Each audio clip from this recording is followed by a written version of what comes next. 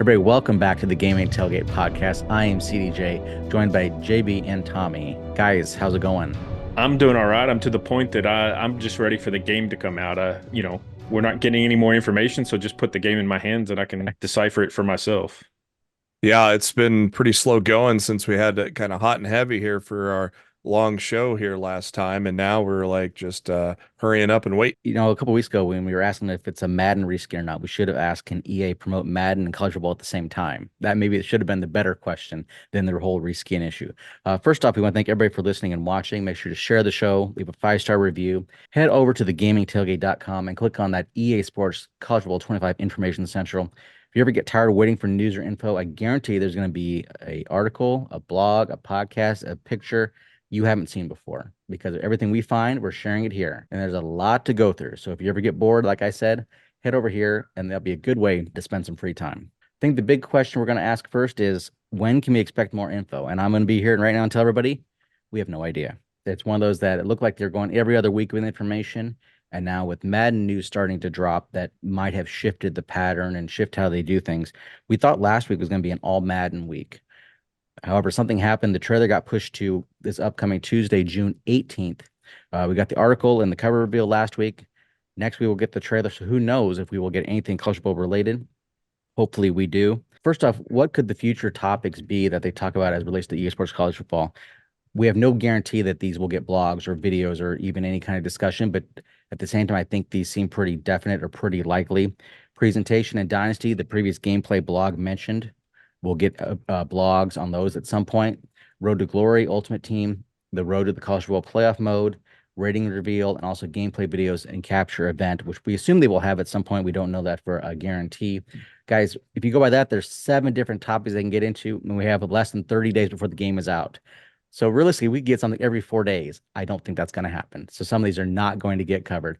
Guys, what do you think we'll get to see at some point, and when possibly, with this weird Madden timeline now blending into college football? To me, presentation's the low-hanging fruit. That one they've got to do because, you can actually show that very easily. You can, talk about the new announcers. You can talk about the lighting and how it looks, the score bug looks in the game and things like that. So that you can show and easily, get the point across to somebody.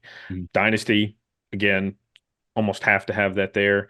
After that, the only other one, Road to Glory, yes, a lot of people are wanting that. Ultimate Team, nobody wants to hear, but, well, I'd say nobody, but yeah, we will. But to me, the probably the bigger one is the ratings reveals. Kind of the first opportunity to show some of those players in the game, show screenshots of them, show their ratings, things like that. Top 10 at certain positions, just like they do for Madden.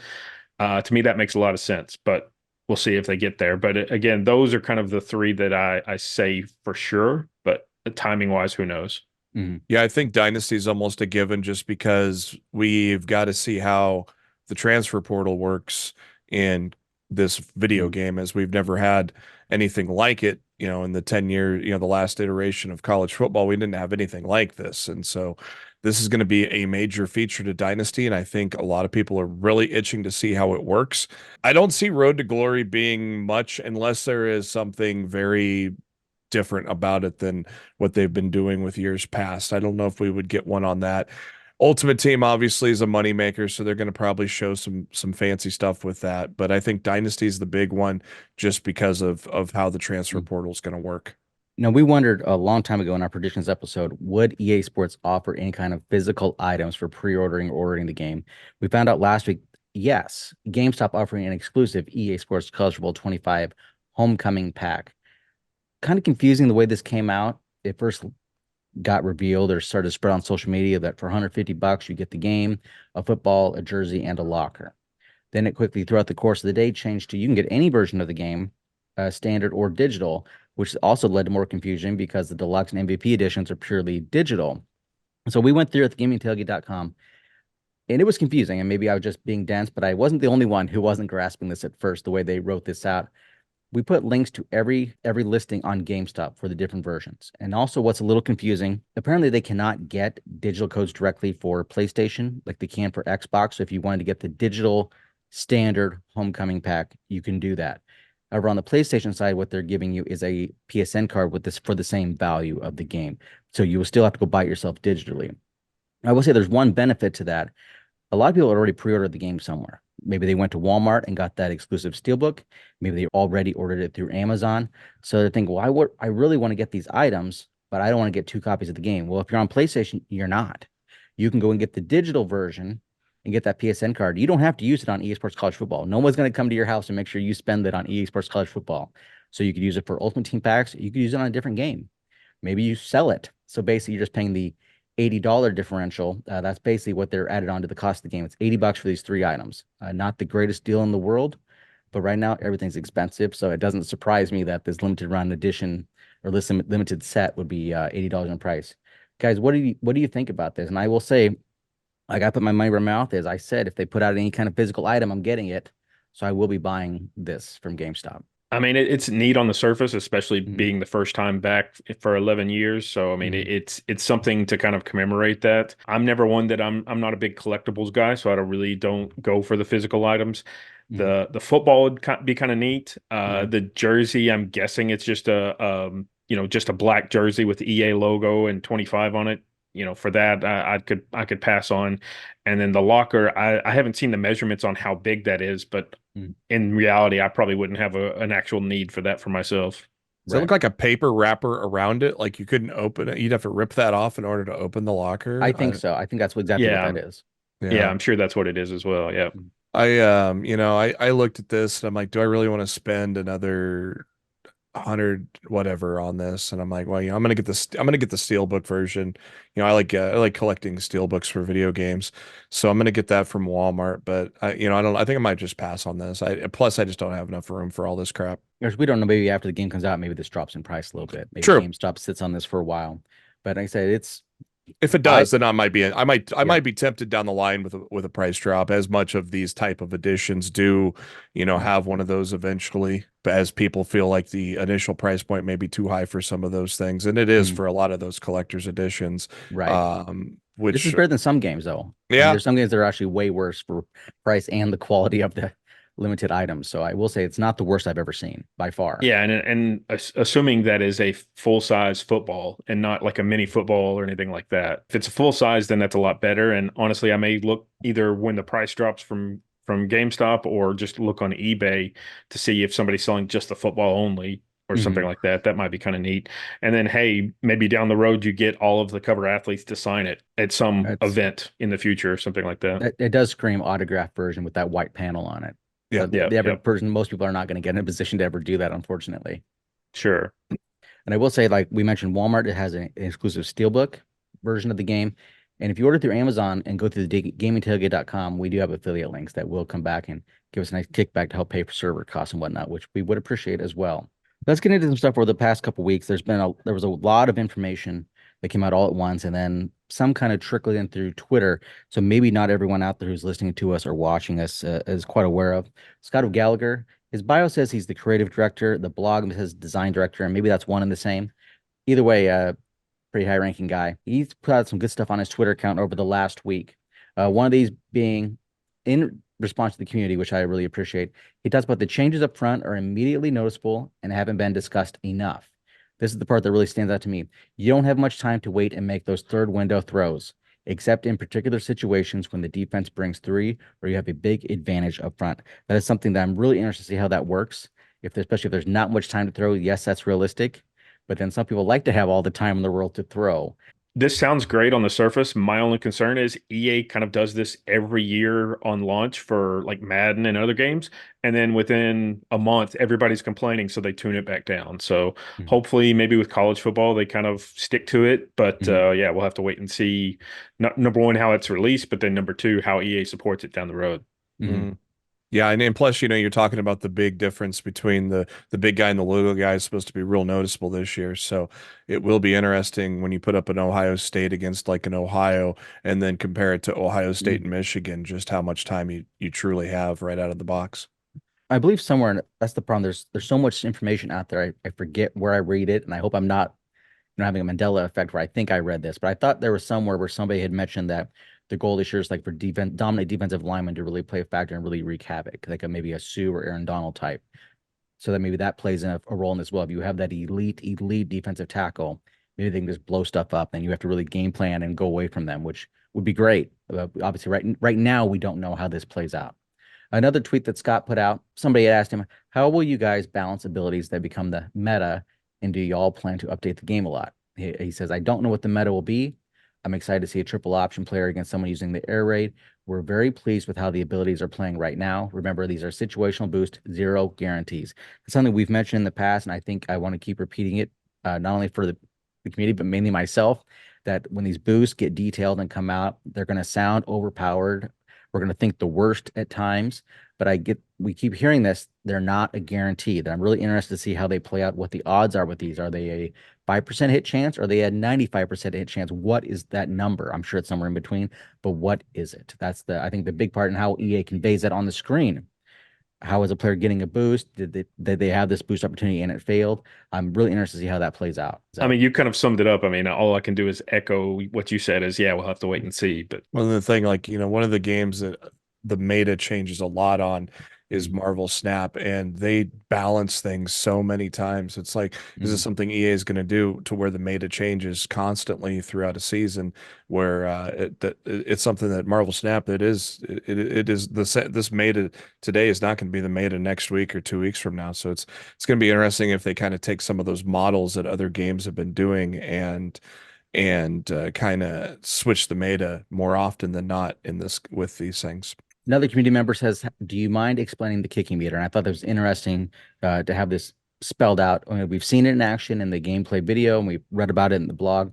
Scott says, accuracy, composure, and kick distance affect how fast the ball moves side to side. Home field advantage and a player's composure impact how much the arrow shakes.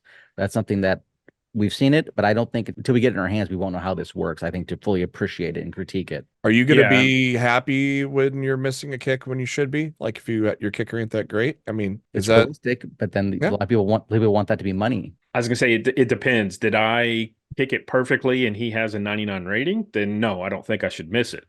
But if he has a lower rating or I shank it or something like that, then yeah, I mean, I want to shank it sometimes, just from the realism standpoint. Again, I've said it before, in 14, you could give me a guy with 60 accuracy and I'd still hit every field goal in the game. So, I mean, to me, all of this sounds good. Especially the how fast the ball moves side to side. To me, that's one of the big things is, make it kind of a variable speed. Otherwise, in 14, you can just time it the same way every time. So this, again, it sounds like it's going to be more of a challenge, and sure, probably in 6 months, it's going to be a lot easier to do, but I'm curious how it works on the day one. On its own, Scott kind of put this out on Twitter. When it comes to the revamp passing, red means the ball is off frame, catchable, but harder to bring in.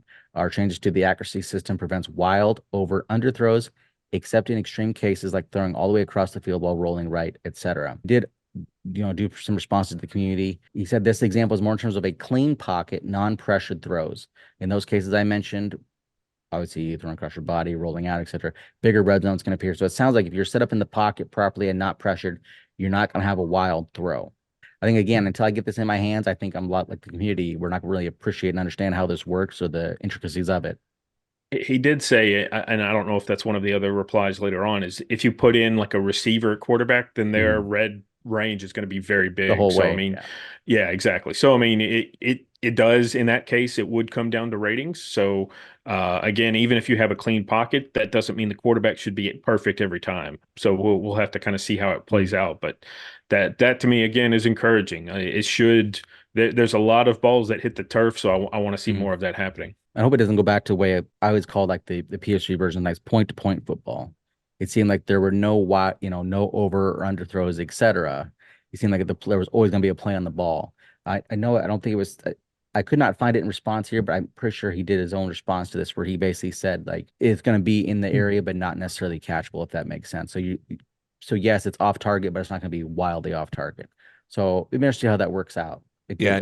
And some of those things you can do on purpose too with the old Madden system, which I think is what we're thinking is being brought over, is the Madden meter system for passing. So, that allowed different situations on top of where you're kind of placing the pass yourself there. So there was a lot of variety when Madden added it. I'm going to be really curious to see how it's tweaked on the college football side of things. couple people ask Scott, can you switch the kicking meter in College World 25? No. So the old system is not in there. It's this new You're way. stuck. He was also asked, can you turn off the wear and tear system?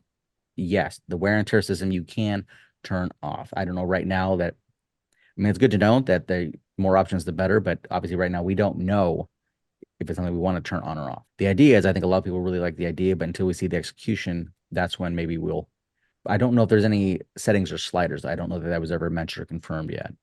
Yeah, I would guess it's toggle on and off. I mean, there isn't, tell me if I'm wrong, but isn't there an injury slider in Madden? I may be wrong Yeah. about that. Mhm.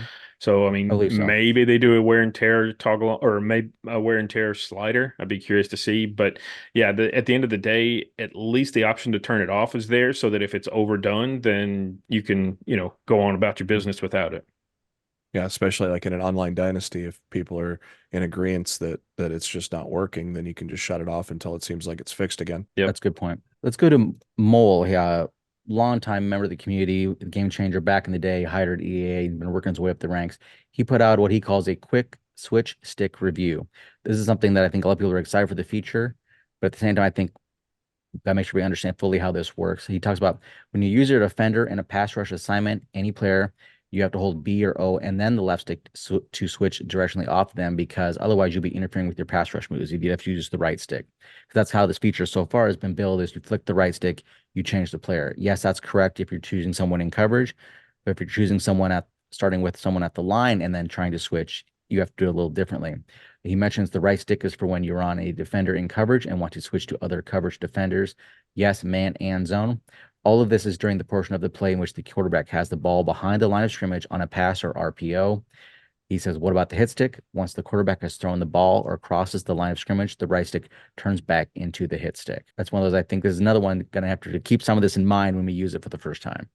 Yeah, it's gonna take some getting used to, because that's a total change on how we're used to playing the game today. So definitely, I love the idea. It's just a matter of, in my old age, am I able to kind of keep up with all of that, while I'm playing the game? So we'll kind of have to wait and see. The other question I had is, if there's two defenders that are kind of right in the same area, it's not always going to give you the right one that you want it to be. So that may be, what if there's one that's short and one that's deep, and they're both kind of in the same direction from where the stick is? How is it going to know which one to pick? So I wonder if you can to see. double stick it. Maybe if you don't get the right one first, then you could flick it again, and maybe it goes to the right guy. Yeah, but only if there's enough time to get there, because again, it's only while the quarterback has the ball. So yeah. Mole also talks about the custom stems feature in EA Sports College Football. What he loves about it is you can extend or shorten routes to create unique spacing against better user defenders. He mentions, for example, being able to extend that dig out another 5 yards or shorten the cut point on the post will really help your offense in different down and distances. Taking that 7 to 8 yard curl and extended it to 12 to 15 has always been something I wanted to do. Pair that with the additional hot routes, and you have more tools in your scheme than ever before. One of his favorite additions. This is something I'm interested in seeing, specifically how it works. Like, how much customization and range do you have, especially with that route depth, and what can you really do something really wild with it? To me, this is another big addition that, if it plays out well, like they described, then I think it can be great. Like he says, to me, the post, to be able to shorten the cut. Today, let's say the cut is 7 yards, but you're wanting it to be a lot shallower. You don't want it to be quite a slant, but you want it to be kind of a shallow cut. Then that gives you that guide to kind of find the opening right between the linebacker and their safety, for example. So again, yeah, more control, nothing but a good thing. Yeah, if you're sitting on like a 3rd and long and that long option isn't there, and having like a specific yardage to get it, have a nice manageable 3rd down as your second option is kind of a nice thing to kind of concede to if your 1st down receiver is covered heavily. So it kind of gives you a lot of options to have that second look be kind of still set you up for success if you're not going to get that 1st down. Users may not want to no huddle this year. We got that no huddle system and the tempo system, but with everything we need to check pre-snap with the coach vision, and then this. I mean, that's us old guys though. That's true. The young guys will easily pick that up. The Fortnite builders will have this all figured out. In 2 seconds. Oh yeah. They got a 5-story building before you hike the ball. No, to me the no huddle will still work. It's just to keep the defense in the same, True. personnel or whatever. So that's still going to work. But again, they have the slow no huddle in real college football. So Yep. again, that's the whole idea, is to keep the defense on the field and keep them off balance, but still allow you to take the full 30 seconds if you want to. And I'll probably need that the first few weeks of playing this game to Boy. get everything figured out pre-snap, which is Be a it's a lot good of- problem to have. But I mean, I do think there's a lot going on here, at least initially, at least from what we've read and seen. Gonna be a lot of wasted timeouts early in July. A lot of delay games. Yeah. Well, that happens in real life. Usually early in the year that teams are a little slow. So that makes sense. I mean, that's more realism, guys. True. Yeah. Let's go back to the gameplay trailer. This is something I've watched a couple times, and lately I've even watched it in slow motion to see if there's anything I could pick out. Some of the stuff the community's already pointed out. There's a few things I think I might have stumbled across to build on that. We'll go through that here now. Those listening will try to explain this in as good a detail as possible. We'll have Jeremy reenact it for those who want to see it better. So the first one, the icon underneath the players. For those listening, it's basically it's a circle. The top half has, I believe, about 4 green bars, and the bottom is a full circle. Have we had this explained to us what this is? I want to think the bottom is probably a stamina, but I'm not sure what the green bars on the top indicate. Have you guys seen or heard anything on that front?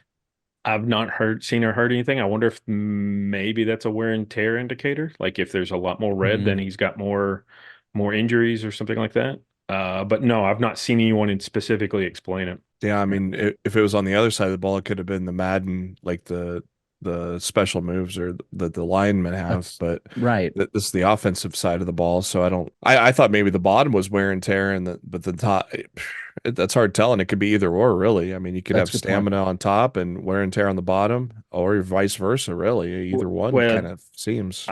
I'm assuming this is 20 seconds into the game, like there's a 6-minute quarters or something like that. You can tell it's very early in the game. Yes, so yes.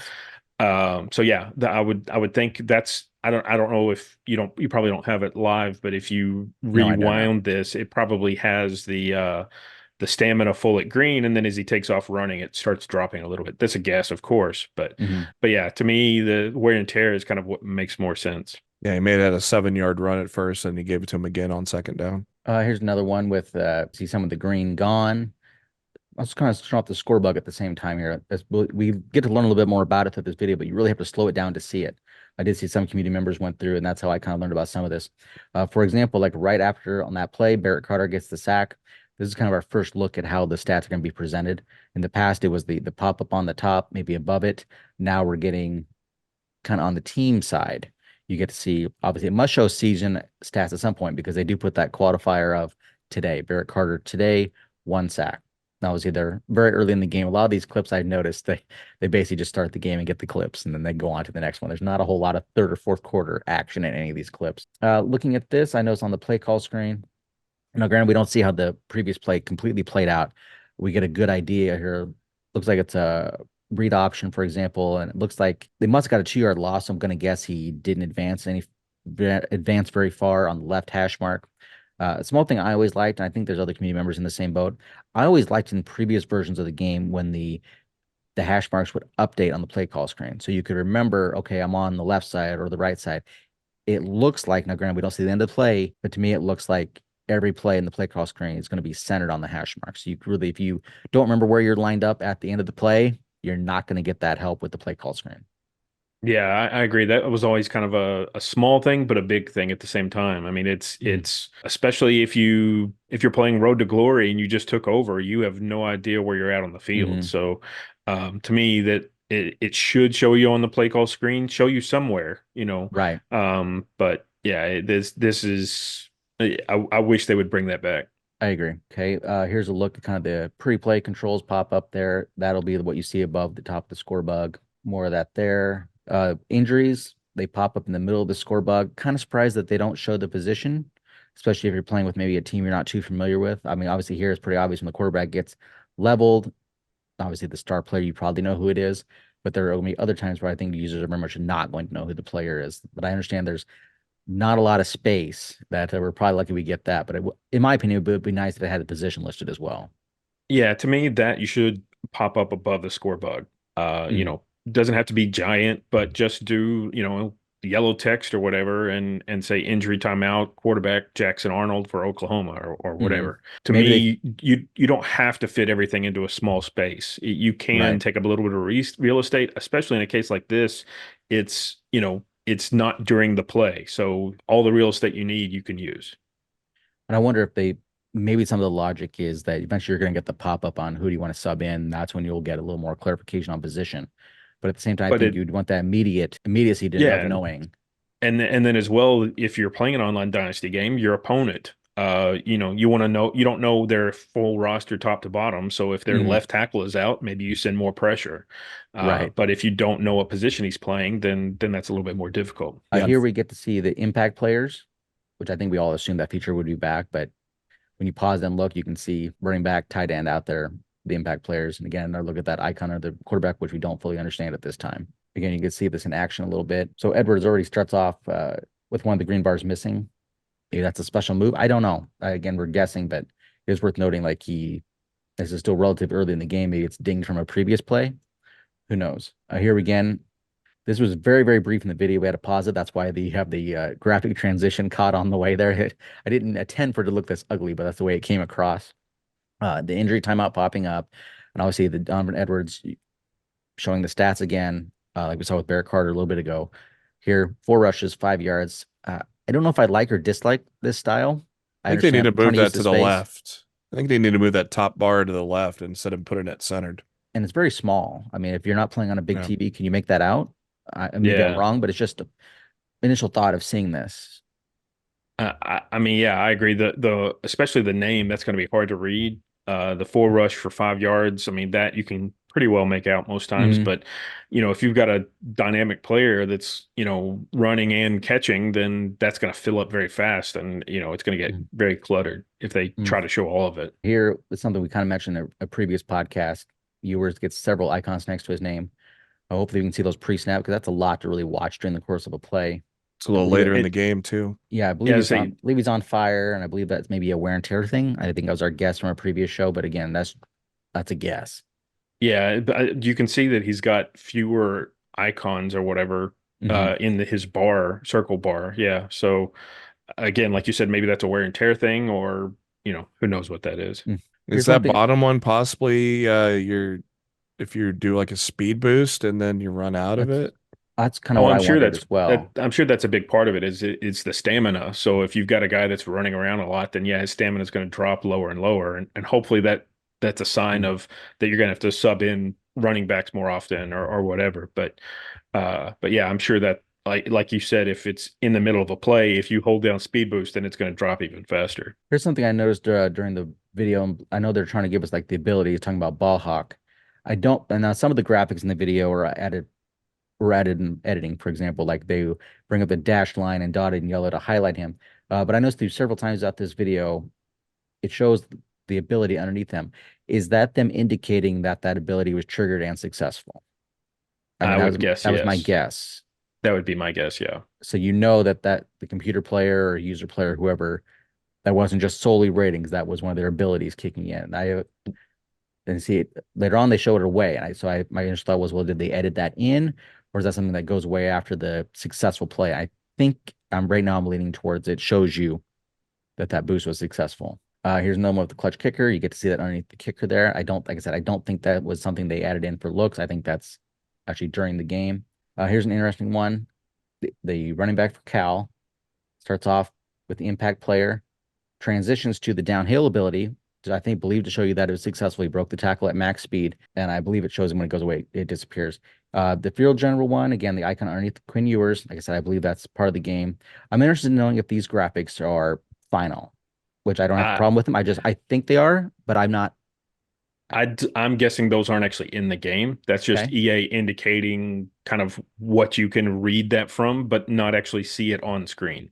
You're not going to see you may see the red exclamation points above their heads, but none of the yellow teleprompter, or not teleprompter, but none of the arrows or anything like that. Yeah. I see there's another, I don't think I got a picture of in the clip, but it was a quarterback audibling to the wide receivers, and they both had white versions of these pop up. This over the quarterback's head and the white version of this over the receiver's head. So I'm thinking these might be in the game, but I agree with you. I don't think these will be in, but honestly, we don't know. Unless it's like Nobody's clarified that I know of. unless it's like a our L2 to see the play call screen, and you can see that in your pre-snap screen there. If you're holding on a certain button, whatever it is to look at the play art, maybe that does show in with it possibly or something like that. And I believe it's one of the blogs. I could be wrong. It talks about how sometimes you might get an indication of a player doing something, but they may not actually do it. So I wonder, is there a situation where your field general is telling you these guys are coming? Could it also be if you have a freshman linebacker, for example, that he doesn't, whether he gets it wrong, but is that him not doing it, or is that your quarterback not reading it right? That'd be interesting to see how they convey that and how it actually plays out. A quick look at the wide receiver hot route screen or pre-play menu. This is something we saw in the screenshots EA put out. When you do the coach vision with left stick and right stick, the things you can view. So there's a lot going on pre-snap you can take a look at. This is a look at the composure. This is something that's interesting. I think this might be photoshopped in because it transitions to, they zoom in on Donovan Edwards, and I know that at that point in the video, they're stressing the abilities. I think it's photoshopped in because of the way this cuts around the right stick graphic. I could be wrong on that. Several community members had mentioned, this was the example they gave. They thought initially it was a glitch or a bug. Like, why do they say Ollie Gordon plays at Texas? That's actually his home state. So I'm interested in knowing where and when this appears and why the home state is it so important, or is this just their way of matching like a TV broadcast where you learn a little bit more about the player? Yeah, I think it's more, like you said, learning about the player. I would be surprised that they don't have like city as well. To me, like you said, Texas kind of makes you think that, in just isolated in the screenshot, you're like, no, he doesn't play for Texas. Yeah. But at the same time, no, I took it as the same, as that it's just telling you more background about the player, but I'd want to see like the city or something like that, just to kind of, highlight, instead of showing 50 states, show me the, 1,000 different cities and towns that are in the game. Because when they zoom in and they show Cade Klubnik, or they show Edwards, Cade Klubnik, and then Ollie Gordon. And I said, if you look down here, the lower right, it doesn't quite fit. So I think this was basically photoshopped in to kind of show what you might see. In this screen, we get a look at the audibles screen, and it's worth mentioning again, Chris Vanini, I think was the first person to say this, is that custom audibles will be added to the game at some point. I don't know if that's a day one patch or later on down the line, but that's something to look forward to. He has mentioned that, I believe, a couple times, and he even used the P word. I think he said promise in his article, which I'm sure EA hated when he uses the P word in there, but that's he did use that word we're talking about it. Here's a pre-snap screen. I thought it was interesting to see all the icons. It looks like Washington's offense really struggling. Everybody's ice cold. Yeah, You get a look at corner apparently is very hot. You have missing icons. You have another player. I don't know the difference between the triangle and the plain white flame. Don't know. Then you have the M there for middle linebacker. So I think there's a lot going on here pre-snap. But as we mentioned on a previous show, I'm interested to see what does it take to get out of a cold snap? How easy is it to get a player out of that? Hopefully easier than it was in NBA 2K historically. Might want to audible to a QB draw here. Anything. Get all those guys out of there. Okay, now this is the one that I saw some people mention, and I dug a little deeper here. If you notice, what's worth noticing, the first off, will probably catch a lot of eyes, is this Michigan logo on the scorebook. Earlier, and let's see if I can do a quick, there we go. This is the one I saw earlier, the yellow logo, traditional yellow Michigan logo. Here on this screen, it's a blue Michigan logo. So the initial thought from the community was, okay, you can get different logos on your scorebook, maybe a secondary logo. Looking a little deeper at it and paying a little more attention, and I'm sure somebody else has mentioned this, I'm not going to take any credit for this, but I noticed tonight looking through it, look at the sides here with the MSU and the Mish and the text here. It's not italicized. White trim around this here, so a little different. Then you go back to this one, you start to get some of the text is italicized, and it's more like a yellow trim or not quite as much. My initial theory, there's two of them. Either one's a work in progress. It was not the final version. That's probably the simplest explanation. The other one is one your national TV broadcast score bug, and the other is your Team 2 score bug. For example, I feel confident saying a number 2 ranked Ohio State, number 9 Michigan is going to get the Herbstreit and Fowler treatment. So is this your Team 1 score bug with this is, I believe, Michigan's default logo, and you get the italicized Buckeyes, italicized on the sides, and then maybe no offense here, yes, a top 10 Michigan, but an unranked Michigan State. Could this be where you have the second broadcast team and this is the score bug you get? I would think if that was the way they were going to go, it would be more pronounced the differences, because I don't think the average person is going to notice this for the most part. So that's why For sure. That part of me says that was maybe it's a work in progress. that's my very first thought, is if that were the differences, it's so nuanced that 90% of people are never even going to notice it. And even when you point it out, they're going to say, oh, okay. Right. Because again, it's not a big difference to me, but No. I have to say it's probably a work in progress. If I had to guess, the other one with Ohio State is probably the final version. To me, that looks a little bit more polished from my Yeah. perspective. And most of the screens are that style. Most of the Later, team later are. build, later build. Yeah, Yeah. that would be my guess. But again, who's to know? Hopefully, EA puts out a presentation video or blog maybe as soon as this week, and we'll get to see. But at the same time, fighting with Madden, maybe not. We'll see. I don't think it makes sense to have two different score bugs for two different presentation teams. I don't think they would do that, at least in year one. And it just doesn't make sense because it's barely any difference anyways. So yeah, I think Tommy's right. I think this one here is a later build than the one that's two screens up.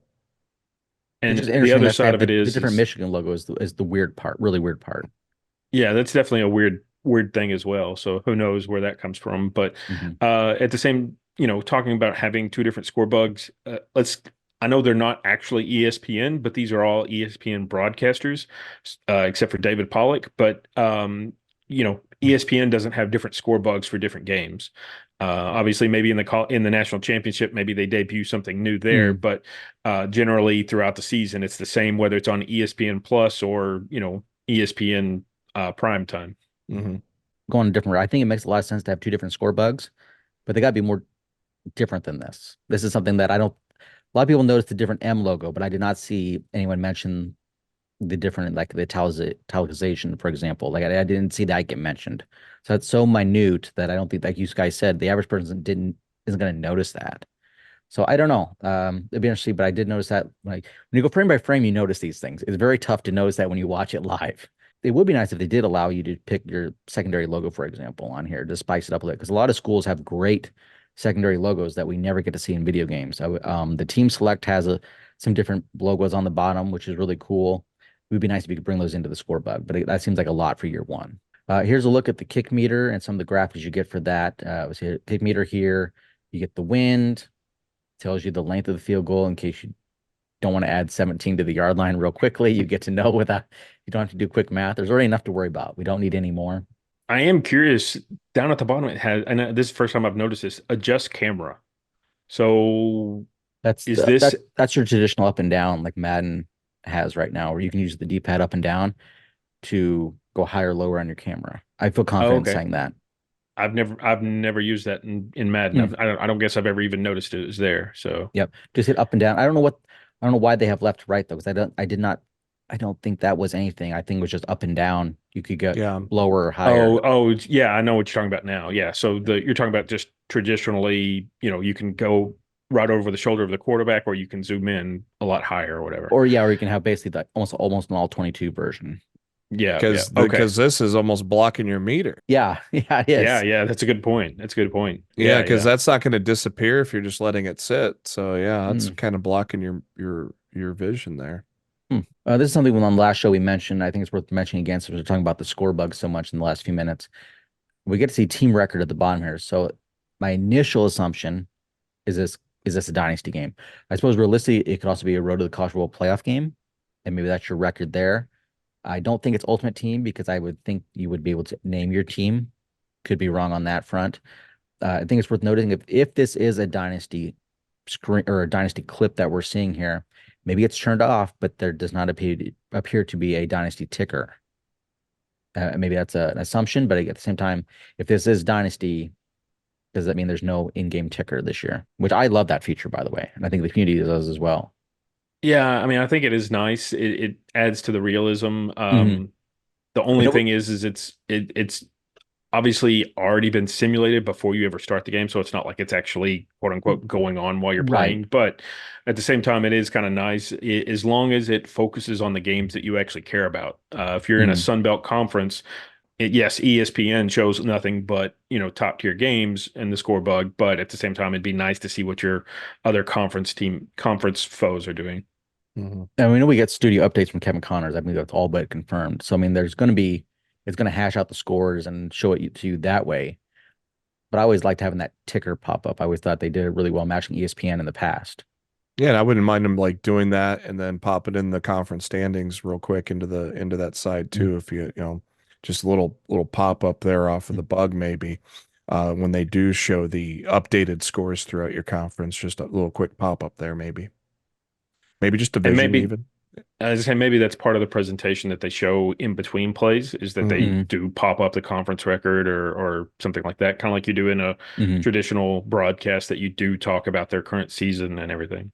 A couple other things over the last few weeks, reading all the blogs and watching all the videos from the college football media who were at the event at EA a few weeks ago and the YouTube creators as well. There were two small things that stood out to me. And if you guys have any, feel free to share as well. The first one is somebody asked Andy Staples on one of his shows. He's had, I think, about 3 shows now talking about the game. Somebody asked him about, I'm trying to think how they worded it. If I understood correctly, they asked about the LED lighting. A lot of schools have different things to do where they can dim the lights in the stadium. The example that he did not give Andy an example, and I wish he would have, but the one that I think of first is Alabama when they scored a touchdown. The stadium lights dim. I don't know if it's 7 times. I don't know the pattern exactly, but in a lot of schools do something similar. Andy said that is in the game. I'm not saying Alabama specifically, but somebody asked him about the lighting effects or LED, and he said that was in the game. Another example also on Andy Staples' show when he interviewed Christian McLeod. He didn't give any details, but Christian said there are a lot of Easter eggs in the game. I'm assuming that means tradition related, school related, maybe rivalry related. Obviously, we didn't get any details. I wish we'd gotten one, so then we could have had a basis to know what we're looking for. But it sounds like they want people to play the game to find them. We're not going to get them. I'm under the impression we will not get a master list or a lot tipped off on a lot of these. It's going to be people find it and then go share it on a forum or on Twitter or on YouTube. One example I would suggest looking for. We know one of the higher ups is a Michigan grad, something that the Michigan players have started to do when they play Nebraska. If they score touchdowns, they pretend they're eating an ear of corn. So you got to think if somebody high up on the team is from Michigan and a big Michigan fan, let's look for Michigan stuff. So that's one I would suggest.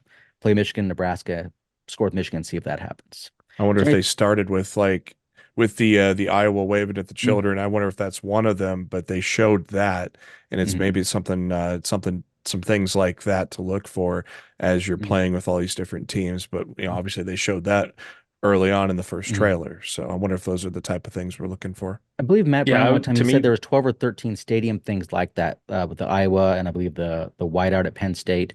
But then when Matt was on the Shutdown Fullcast, it was a very jokey show because he's with a lot of friends. But at one point he mentioned that the number he put out was like 136 in terms of specific things. Now, whether it was very tough to tell what was jokey and serious on that show. So I don't know where to even start with some of that. going back to what you were talking about earlier with the lighting, I have seen kind of the same thing in Madden, just playing it recently. Like if you play at Seattle, you'll see like the boom of the fireworks that are going off over the top of the stadium, stuff like that, it's actually, dynamic light sources that are happening throughout the game. So, yeah, I'll be interested to see how they translate that for how college football teams do it. And we're going to end the show with a community detail. Wisconsin fan had noticed, and I saw this on Twitter, that the Wisconsin logo on the left side is backwards because the Wisconsin logo is italicized or slanted basically, and it's supposed to be like it's going forward basically. So for the right side, it's correct because it slants forward, and the left side, he noticed it was not.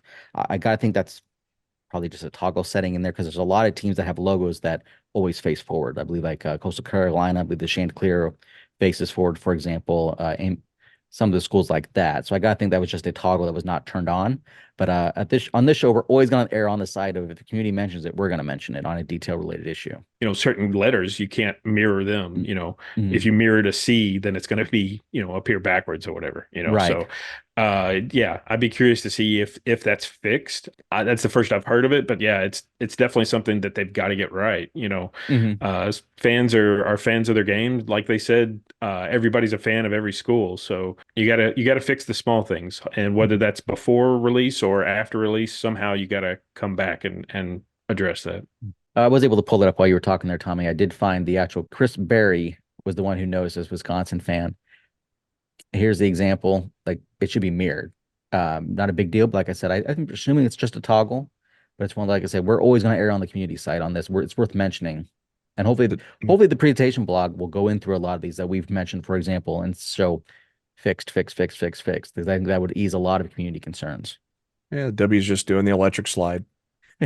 Yeah, but that is interesting. That was a good catch by Wisconsin fan. I don't know if I would have not even noticed that looking at the two photos, unless somebody would have brought that up. Yeah, I thought Wisconsin looked weird, but I don't know why I thought they looked weird. I don't think I noticed it, but I guess think so. You can see off. The point of on the left side. The point. I guess that's one of the key things is looking where the point's at. Yeah. Yeah, so that was a very good catch by Chris Berry, and we want to bring that up. So with that, we're going to wrap up this edition of the Gaming Tailgate Podcast.